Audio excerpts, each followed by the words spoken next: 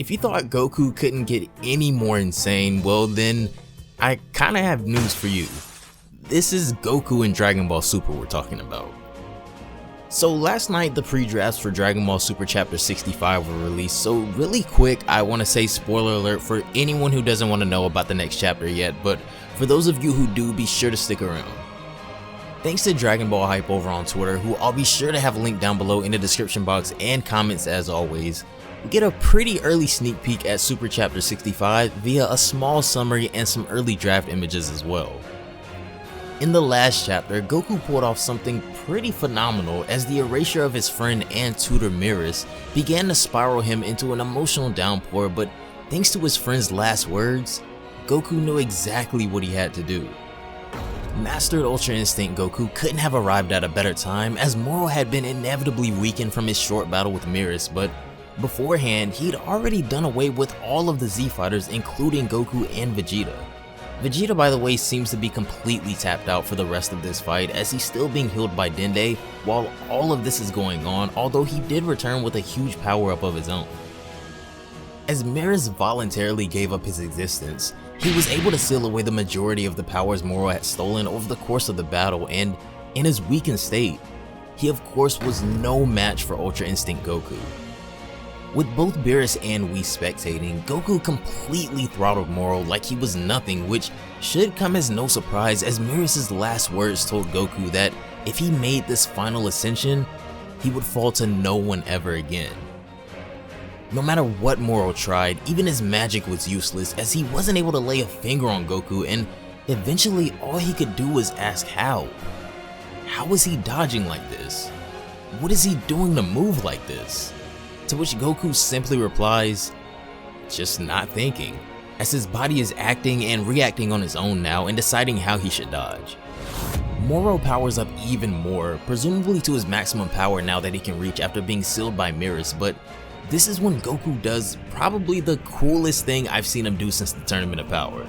He levitates Moro, who's still charging at him at full speed by the way, and lifts him into the air. Then while he's floating above the ground, Goku leaps with all of his might into the air and darts a punch right into Moro's gut, stunning the entire earth with a shockwave that freezes Moro to the core and sends him soaring. Moro's last resort is one final power-up that begins to split the entire battlefield apart, causing lava to erupt, but this doesn't really go his way either, getting knocked into a geyser and almost burned to death honestly. By the end of the chapter, Moro was under a boulder begging for mercy at the hands of Goku, who asked Jocko just what he'd like for him to do with Moro now. This is the most questionable point of the entire arc, as Jocko reminds Goku that Moro is sentenced to death and asks him to finish him off, to which Goku replies by ripping off the Galactic Patrol symbol on his chest and declaring that he'll fight Moro from here on out as a human. As I said earlier guys, all of this information and these draft images are provided by Dragon Ball Hype, so if you want to see all of the originals, be sure to go give them a follow over on Twitter, as all of the links will be down below in the description box and the comments. Also, if you've been enjoying all of the anime content recently on the channel, consider leaving a like on this video as well, as it really helps out a ton guys. Be sure to have that notification bell turned on by clicking the bell icon down below so you'll be the first to know when our official Dragon Ball Super Chapter 65 video drops. But without further ado, for a month straight almost, Goku's last words in Dragon Ball Super Chapter 64 were on a lot of our minds, as I don't quite think we've ever heard him say something as ominous as, "From now on, I'll fight him as a human then." That was kinda crazy to me. This could have been a million things to be honest, but there are still critical factors in this fight that haven't developed yet, and that's where our video starts today. In the rough summary provided by Dragon Ball Hype, and the credits for all of the translators will be in the upper right portion of the image as well, Chapter 65 starts off with none other than Krillin, one of the critical factors that's just kind of been around for the last few chapters, but we finally get to see him again. As the chapter starts off, he's pretty much just overlooking the battlefield as he approaches closer and closer. He notices that Goku is still fine and takes a sigh of relief, thinking that maybe he doesn't need the sensu beans he was bringing for all of them after all. This is when we cut to Goku, who's still standing over Moro, who's begging for mercy, crushed under that boulder. Goku turns the boulder to dust as casually as ever and commands him to get up. As Moro struggles to his feet, He finally gets up only to notice that Goku has disappeared again, and this is when we see that Goku has now appeared next to, yep, Krillin. We all kinda know where this is going, and if you've been on Twitter in the past few hours, Goku has been trending for this exact reason. Moro, still stunned by Goku's drastic change in power and demeanor, wonders who the heck this guy is, and this is when we see Goku swipe the sensu beans from Krillin and vanish just as quickly as he appeared. Goku questionably makes a deal with Moro, telling him that he'll help him only if he agrees to return to the Galactic Patrol prison and live out the rest of his days serving his sentence, promising to never escape again. Moro, shocked at Goku's mercy or stupidity, agrees, promising to change his ways and never attempt to escape again. This is when Goku passes him the sensu bean.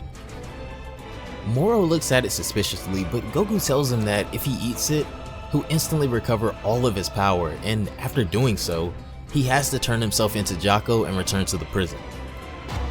Jocko is stunned at what's happening here after he just told Goku to kill him, and here he goes doing the exact opposite and healing Moro back to full power. Obviously, we can draw comparisons to the Cell games where Goku famously healed Cell and then proceeded to throw Gohan in the ring with him, but this situation is much different in many aspects to me. Back in the Cell games, it could be argued that Goku and Cell were pretty much equals as we saw them go head to head in one of the greatest Dragon Ball fights ever, but even Goku admitted that at that time, he knew Cell was in fact stronger than him. He knew that he couldn't beat Cell, and even though it hadn't happened yet, he knew that Gohan did have the power to save the world.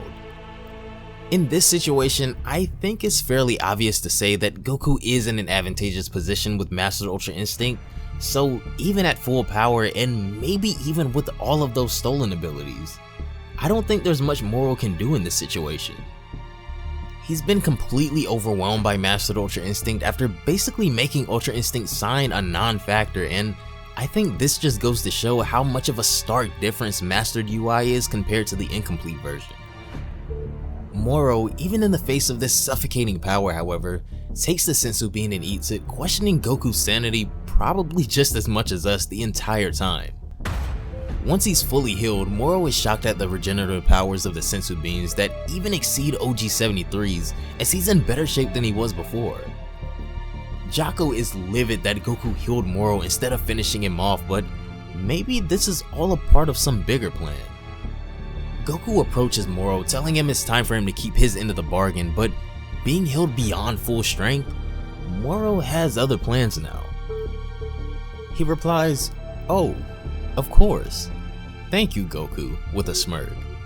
"I do have one thing left to do, however," he continues, as he turns to Goku. "And that is to kill you," he says, as he leaps at Goku. Goku, however, doesn't move a single muscle, and his face remains as calm as ever. Whether this was a test for Moro or Goku was sincere in his words, I would dare to say that Goku, in his heart, knew that this would be the outcome, and now we have to see. Will Goku finally finish this opponent off once and for all? Down below in the comments, let me know what you guys thought of these spoilers for Dragon Ball Super Chapter 65, and do you think Goku was sincere, or was this a test? I guess that's the question while we wait for the rest of the chapter, so let me know your thoughts down below in the comments. Whether Goku was serious or not, I think Moro has pretty much sealed his fate in attacking him again, but if this was some sort of bait by Goku, that's kind of dark, doing all of this just to finish him off at full power. Once again, I want to give a huge shout out to Dragon Ball Hype over on Twitter for providing all of these draft images and the chapter summary. So if you guys did enjoy this video and want to see the original images, be sure to go give them a follow. The links will be down below in the description box and the comments.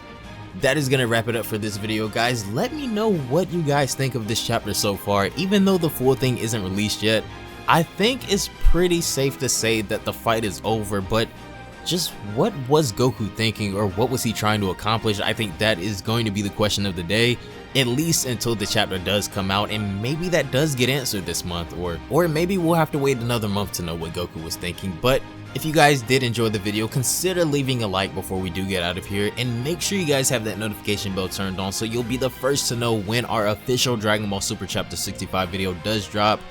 But anyways, have a great day, and I will see you all in the next one. Bye guys.